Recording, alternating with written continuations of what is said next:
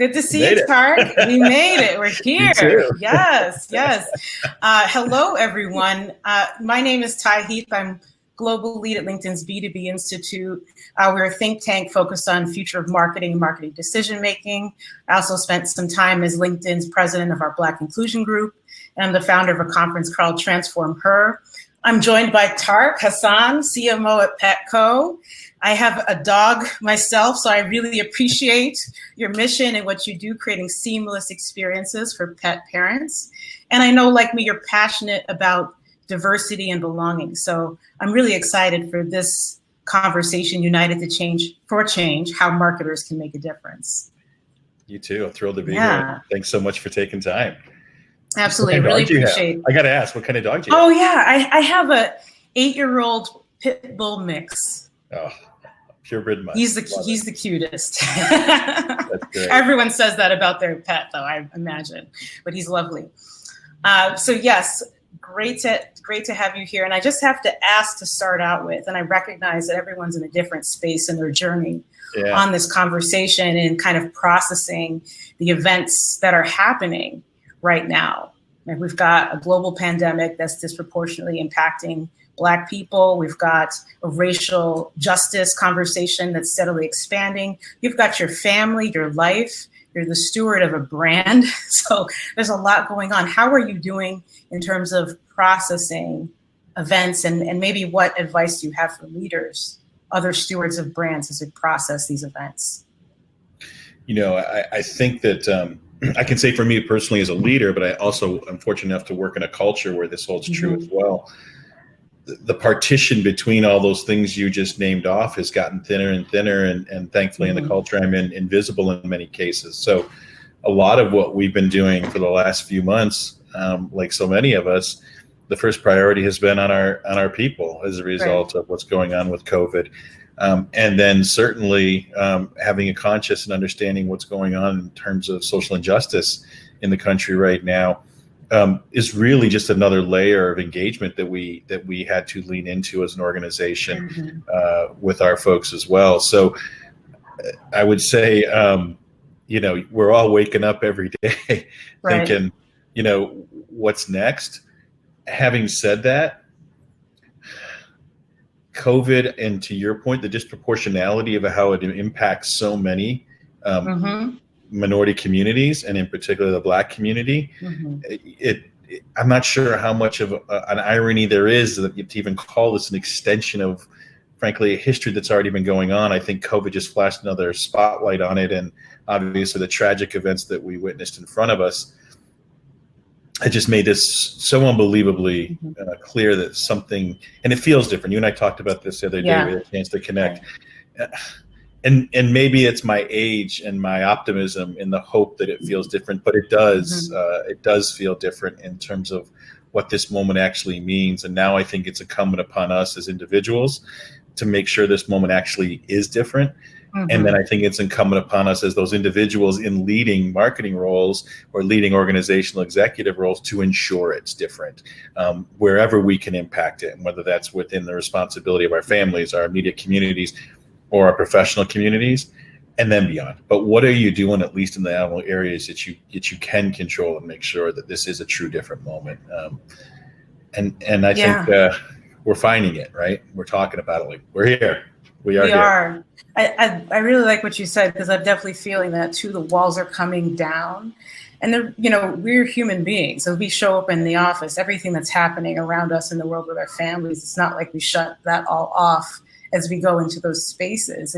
It really does feel different. And I also like what you said about people waking up. It does feel like an awakening.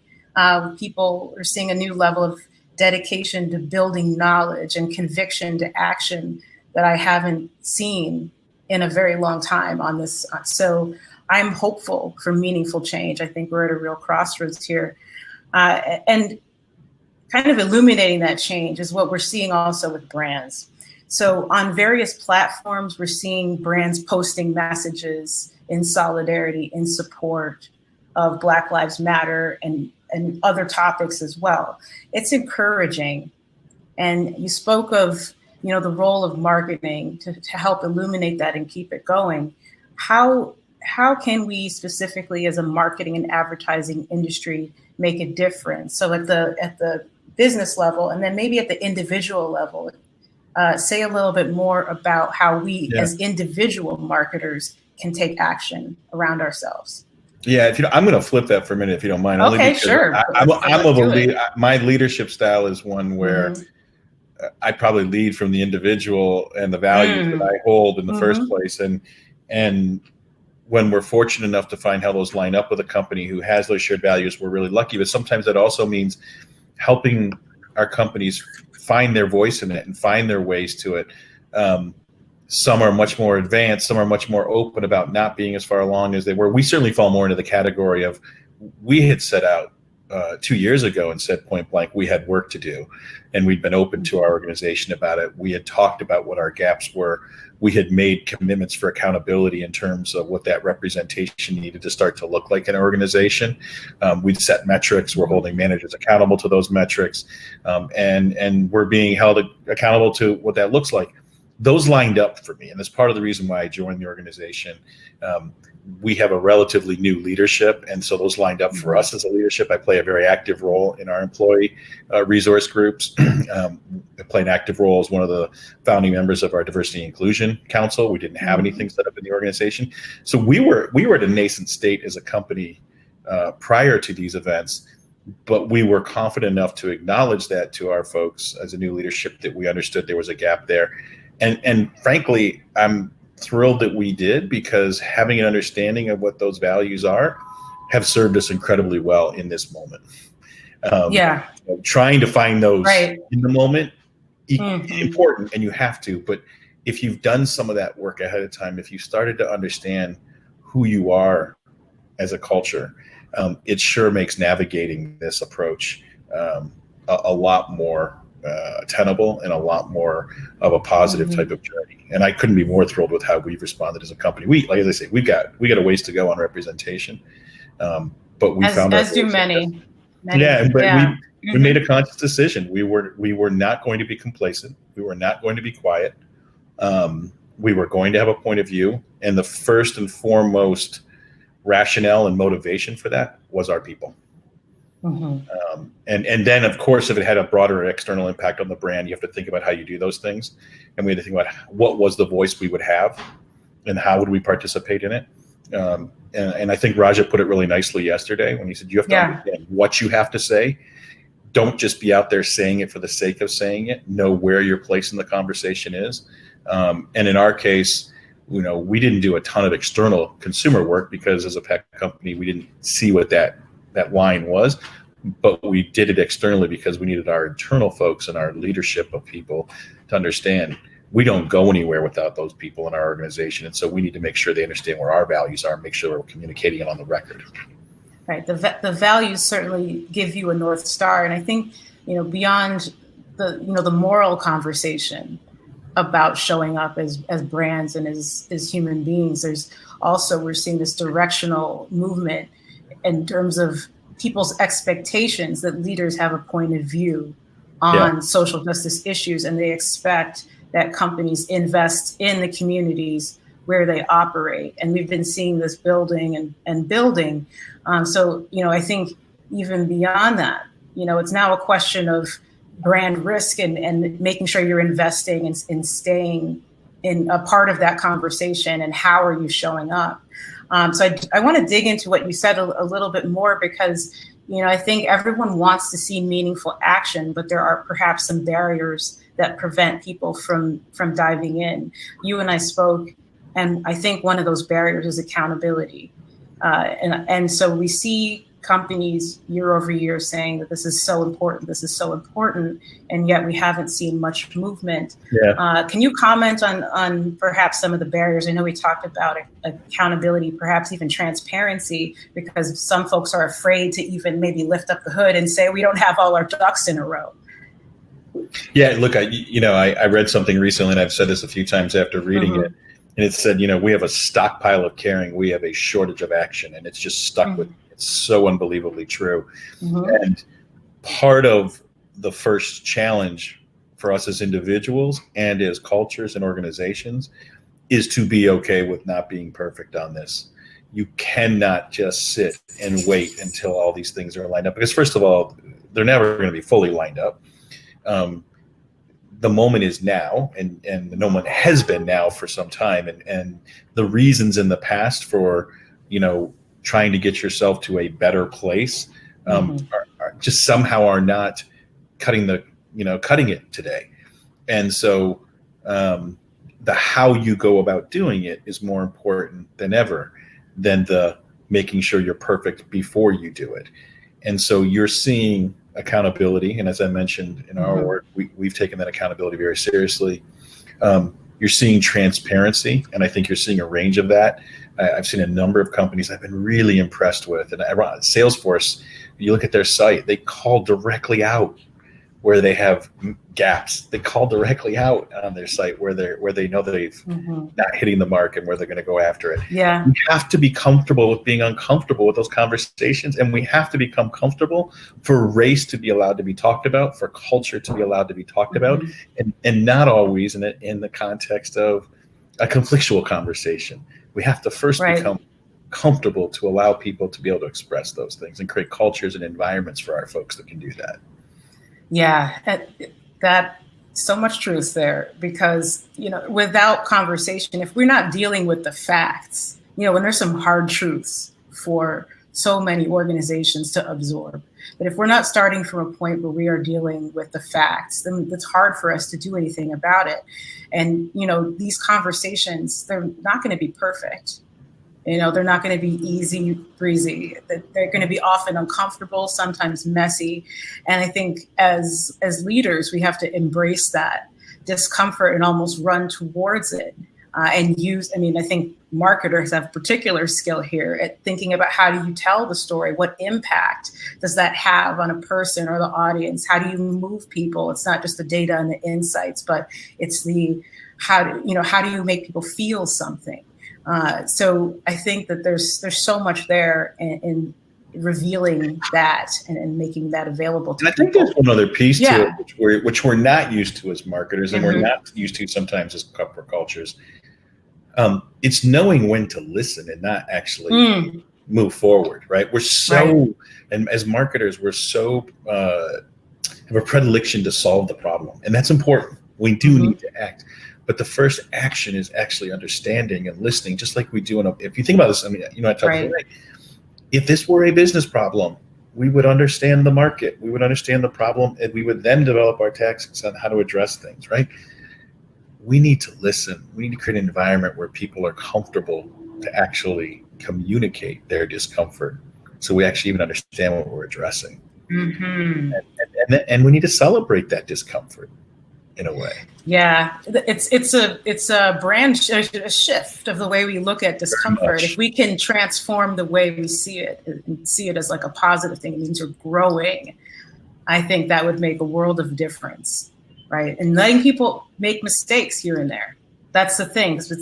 It's people aren't going to say things perfectly. It's like, a baby deer learning to walk as we start these types of conversations. And then we have some systemic issues we just have to address. We have got to move away from organizations defining how they understand what the makeup of their populations are by using institutional auditing structures. I've said numerous occasions, using census data. Yes, there's a responsibility of how we, meet our requirements of the government. But if you look deep into the census structure, it doesn't allow an individual to identify who they actually are. It doesn't allow them to represent their full experience of who they are. It forces selection or choice, where there might be multiple experiences, multiple racial elements of that individual, or there's invisibility, which is one of the things for me. I look at the census data. I'm a person of color who doesn't show up as a person of color anywhere. We have systemic issues we also have got to start to take on as an organization, meet our legal requirements, but then as passionately meet our cultural requirements of our people and ensure that we have a way of having them identify. It's getting better. There are tools that do it much better that we're doing it with. Workday allows for some of these things. So we are seeing things, but how do we systemically make some of those changes to ensure the people in your organizations see themselves and you and I talked about this, not only included, but belonging. Right. Your voice matters, that you're heard. I remember when, as you think about identity and intersectionality as a Black woman, I remember seeing there are different opportunities, and I'm like, okay, am I going after the one that's oriented for women, or should I go towards the one that's for? So we need to also get more fluent in the different parts of our identity that make us the beautiful people that we are, and think about how we develop those programs and have everyone be counted, to the point you just made. So changing gears just a little bit, we've seen, in terms of how brands have shown up, a lot of emails, a lot of the social posts, and it feels a lot like a sea of sameness, right? So it's a message, we stand with you, we stand with you. And I think during in the communications coming through the pandemic, we faced a lot of a similar thing. Yeah. How are you thinking about showing up authentically as a brand, or even as a person, in a time when we see a lot of these different messages, and maybe because people aren't sure what to do yet? Yeah, I think you're seeing a lot of communication out of compassion without necessarily knowing the action that goes with it. Right. And I think there's a certain element of that that we just need to appreciate it. But again, I think you have to turn this. This is not a moment for us to be heard just for the sake of being a brand to be heard. We have to have an understanding as to what we are present for. And so I think before you immediately pivot externally, have you done what you need to do at home, including identifying the gaps where they are? And then, I think a lot of folks trying to figure out, and I think there's a question that's come up around this, right? How do you do this in such a way that you extend your brand values, but I still have a marketplace and customers that may or may not agree with it? How do I manage that line? There is no way to keep everybody happy in this conversation. Once upon a time, there was the first brand that decided to show a working woman, heaven forbid, right?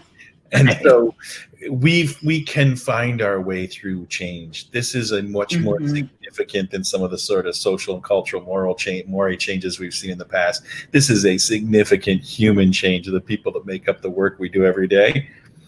And so I think you have to have both the internal courage and the external courage to know who you are as a brand and let that guide you. Right. And recognize you're going to leave some people behind. It's no different than how we make the direction and the selections we do as marketers every day. That's fair. So last question here as we transit, but I think this is one of the most important questions, because the team you have, reveals so much opportunity potential, and also it covers blind spots that maybe many folks don't know that they have. So as we think about building our teams and organizations, what can leaders and folks that want to be active allies do to make sure that their teams are places where marketers of color can thrive? I think there's a number of things we can be doing. First of all, as a leader, you just have to be unabashed about making the decision with your leadership teams and tell them, point them out, point the gaps we have. If we're not Black enough, let's say we're not Black enough. Let's identify how we're going to bring change to the organization, Latinx, whatever that shift is. Let's just do it. We have the ability to do those things. As an individual, are you mentoring? Are you actually engaged in the community? Are you lifting someone else up because someone lifted you up in a way, whether you saw it or not? Some of us who have gotten to where we've gotten didn't get there on our own, so you better be paying it forward and engaging. We have got to help young folks of diverse backgrounds who are in disbelief, right, of where they can go, create new belief and new dreams, and then we need to help them get there. We need to create those opportunities, and then I would reverse it and say, "Come mentor us," right? My door is open. If young people come knock on my door, I believe mentorship is an up, not just a down, and bring light to us around this, and challenge us, and ask for it, and don't accept no, and then hold us accountable for it. What I'm hearing and what you said is having courage. in both directions, courage to step out and to connect, especially with folks that are not like you, because there's so much richness to get from that. And so I guess the last piece I'd say, because I know we're running tight, is and then bring people with us. Allyship is critical. It comes in many forms. When people say, how can I help? It often is out of a frustration of them not knowing what to do, but wanting to. There's a lot of ways that can be misinterpreted. Help them, educate them, bring them along in a way that works for you. And it may be slightly different and works for them, but that's okay. But that's what I think does feel different. I think we're hearing it from different people in different ways.